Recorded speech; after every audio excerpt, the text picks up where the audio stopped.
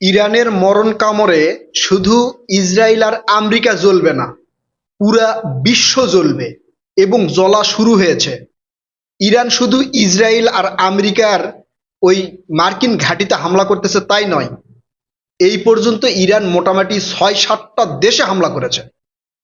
সেই দেশে হামলাগুলো করার কারণও আছে, কারণ সেগুলোতে মার্কিন ঘাঁটি অবস্থিত। একই সাথে এই আমেরিকার লেটেস্ট জেনারেশনের ৩টা যুদ্ধবিমান ধ্বংস করে দেওয়ার কথাও কিন্তু আপনারা ইতিমধ্যেই জানতে পেরেছেন। এখন ইরান কি থেমে যাবে? ইরানের থেমে যাওয়ার কোনো সুযোগ নেই। আমেরিকা এবং ইসরায়েল মনে করেছিল যে ইরানও মনে হয় ফিলিস্তিনের মতো। ইরানে এর আগে মাঝে মাঝে হামলা করেছে, ১২ ঘন্টা, ২ দিন, ১২ দিন এরকম যুদ্ধ চালানোর পরে ইরান থেমে গেছে। একই সাথে এরাও যুদ্ধ বিরতি দিছে। এখন এরা মনে করেছে ইরান মনে হয় এরকমই কিছু একটা আবারও করবে। আর আমেরিকা এবং ইসরায়েলের প্রধান শত্রু ছিল এই আয়াতুল্লাহ আল খামেনি। তারা আয়াতুল্লাহ আল খামেনিকে হত্যা করেছে, এটা হত্যা করতে সক্ষম হয়েছে। এবং কার বিশ্বাসঘাতকতায় তাকে হত্যা করতে সক্ষম হয়েছে সেটাও আমি বলতেছি।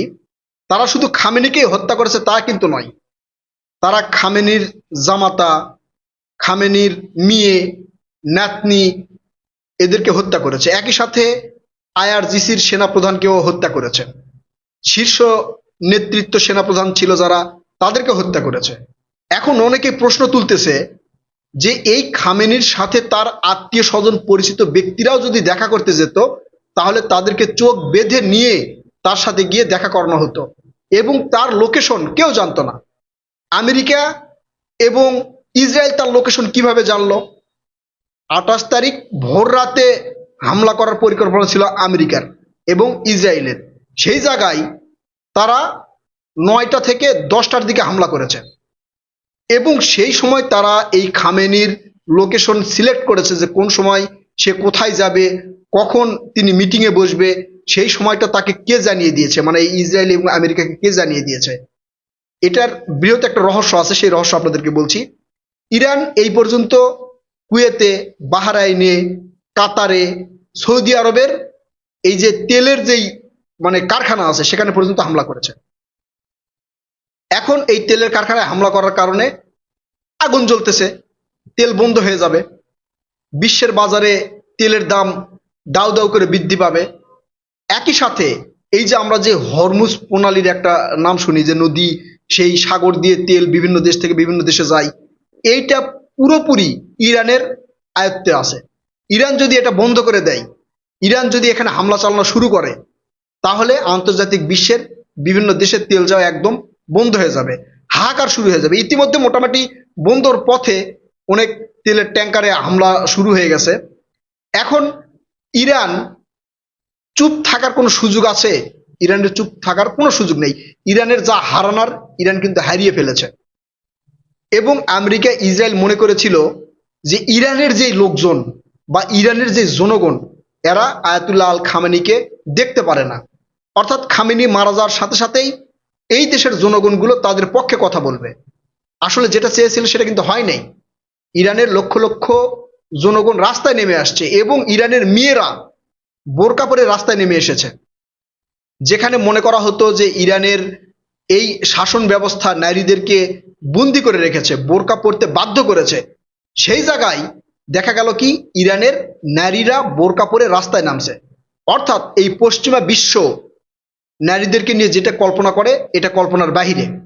নারীরা স্বইচ্ছায় ধর্ম পালন করতে চায়, তারা বোরকা পরে চলাফেরা করতে চায়, যার প্রমাণ দিল হচ্ছে ইরানের নারীরা।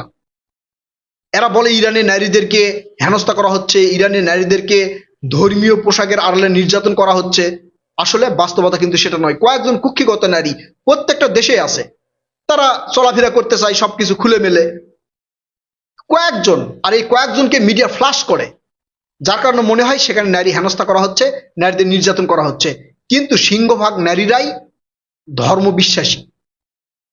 এখন এই যে বিভিন্ন জায়গায় যে ইরান হামলা চালাচ্ছে, মোটামুটি এই পর্যন্ত ৬০০ মার্কিন সেনা নিহত হওয়ার ঘটনা সামনে আসছে, যেটা আমেরিকা স্বীকার করতেছে না। আমেরিকা, ইসরায়েলের এটা আগে থেকেই ধর্ম, যে তাদের উপরে হামলা হলে তাদের সৈন্য কতজন মারা গেল, তাদের যুদ্ধ বিমান কতগুলো ধ্বংস হলো, তাদের জনগণ কতগুলো মারা গেল, এগুলো তারা প্রকাশ করে না। অর্থাৎ মিডিয়াকে তারা গলা চিপে ধরে রাখে আর চিৎকার করে যে আমরা মিডিয়ার গণমাধ্যমের স্বাধীনতা চাই। কিন্তু স্বাধীনতা হরণই করে আমেরিকা আর ইসরায়েল। ইসরায়েলের ভিতরে যেগুলো গণমাধ্যম আছে এরা তো টু শব্দ করতে পারে না এই ইসরায়েলের প্রশাসনের বিরুদ্ধে, পারে না। এখন ইসরায়েলের এই পর্যন্ত মোটামুটি কয়েক হাজার জনগণ সহ সেনাবাহিনী নিহত হয়েছে। আয়রন ডোম নিয়ে ওরা যেই মানে চিল্লাপাল্লা করতো, সে আয়রন ডোম মোটামুটি শতাধিক আয়রন ডোম কিন্তু ধ্বংস হয়ে গেছে। আমেরিকার যে লেটেস্ট জেনারেশনের যুদ্ধ বিমান, সেই যুদ্ধ বিমান ধ্বংস হয়ে গেছে, চিন্তা করেন। পরবর্তীতে আমেরিকা স্বীকার করছে যে তাদের 3টা যুদ্ধ বিমান ধ্বংস হয়েছে কুয়েতে, এবং যুদ্ধ বিমান এমন ভাবে ধ্বংস হয়েছে মনে হচ্ছে যে আকাশ থেকে ওই ফল পড়তেছে, টুপ করে ফল পড়তেছে, শেষ। এইরকম আরো হবে, ইরান দুমে যাবে না। একটা ফিলিস্তিন ছোট্ট একটা দেশ, ছোট্ট একটা দেশও নয় এটা ভাই, এটা ইসরায়েলের একটা অংশ বলা যেতে পারে। সেই ফিলিস্তিনির সাথে বছর ধরে যুদ্ধ করেও হামাসের সাথে পারলো না, যে হামাসের মানে অস্ত্র নাই বললেই চলে। তারা নিজেদের ম্যাটেরিয়ালস দিয়ে অস্ত্র তৈরি করছে, পাইপ কাইটা কেটে অস্ত্র তৈরি করছে, তাদের সাথে ইসরায়েল পারলো না আমেরিকার সহযোগিতা পাওয়া সত্ত্বেও। সেই জায়গায় ইরানের উপরে হামলা করার কারণ কি? ইরানের উপরে হামলা করার তাদের উদ্দেশ্য ছিল যে ইরানের জনগণ তাদের পক্ষে যাবে, সেটা ধূলিসাৎ হয়ে গেছে। ইরানের জনগণ তাদের পক্ষে নাই। ওই যে গুটি কয়েক বললাম না, গুটি কয়েকজন থাকে প্রত্যেকটা দেশেই, কিছু কিছু নারী থাকে, তারা যেভাবে চলাফেরা করতে চায় ওই দেশের প্রশাসন চলাফেরা করতে দেয় না। এদের মনে করে ইরান ইসরায়েল এটা মনে করেছিল। এখন এই ইরানের সাথে বা খামেনির সাথে বিশ্বাসঘাতকতা করলো কে? এই খামেনির লোকেশন কে দিল ইসরায়েলকে আর আমেরিকাকে? আমেরিকা কি ওই যে নাসা থেকে, মহাকাশ থেকে এই লোকেশন সংগ্রহ করতে পারছে? জি না। এর আগে ইরানের উপর যখন হামলা করা হলো তখন দেখা গেল যে মানে বাসার উপর দিয়ে ড্রোন উঠতেছে, বাসার উপর দিয়ে। ইরানের যে বাসভবনগুলো আছে তার উপর দিয়ে ড্রোন উঠতেছে। ড্রোন কোন জায়গা থেকে আসছে? এই ড্রোনগুলো কোনো জায়গা থেকে বা ইসরায়েল থেকে আসার কোনো ইয়াই দেখা যায়নি, ভিডিও ফুটেজ দেখা যায়নি। অর্থাৎ ইরানের ভিতরেই ইরানের শত্রু। আপনারা ইরানের একজনের নাম শুনছেন, ইসমাইল ঘানি। এই ইসমাইল ঘানি হচ্ছে সম্ভবত, মানে সবাই যেটা রাজনৈতিক বিশ্লেষক যারা, ভূ রাজনৈতিক বিশ্লেষক যারা বা এই সমরাস্ত্র বিশ্লেষক যারা, তারা বলতেছে যে এই মানে হচ্ছে ইসমাইল ঘানি এই শয়তানি করছে করে খামেনির লোকেশন, খামেনি কখন মিটিং করবে, খামেনি কখন কোথায় যাবে, এই লোকেশনগুলো জানাইছে ইসরায়েল এবং আমেরিকার গোয়েন্দা সংস্থাকে। যার কারণে খামেনির লোকেশন ট্র্যাক করে হামলা করতে পারছে আমেরিকা এবং হচ্ছে ইসরায়েল। এর মধ্যে আরো কিছু গোপন বিষয় আছে। এখন আমেরিকার এই যে মার্কিন ঘাঁটিগুলোতে যে হামলা করা হচ্ছে, এটা কি আমেরিকা ঠেকাতে পারবে? পারবে না। ইরানের অনেকগুলো প্রক্সি যোদ্ধা আছে, অনেকগুলো প্রক্সি যোদ্ধা আছে যারা বিভিন্ন দেশে আছে, ইরাকে আছে, তারপরে হচ্ছে এই বাহরাইনের এখানে আছে, হামাস আছে, তারপরে ইয়েমেনের হুথিরা আছে। এদেরকে কিন্তু অস্ত্র দিয়ে সহযোগিতা করে হচ্ছে ইরান। এখন এই সবগুলোই শুরু করবে ইসরায়েল এবং আমেরিকার বিপক্ষে।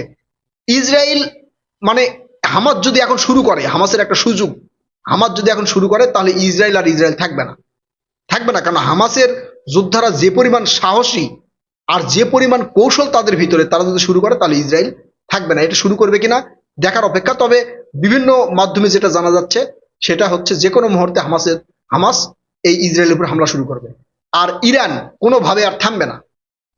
ইরানের এখন যেই নতুন যে এই আইআরজিসি যে দায়িত্ব পাইছে এবং ইরানের যেই নতুন নেতা হয়েছে, তাদের কথা যে আমাদের হারানোর কিছু নাই, আমাদের আর হারানোর কিছু নাই।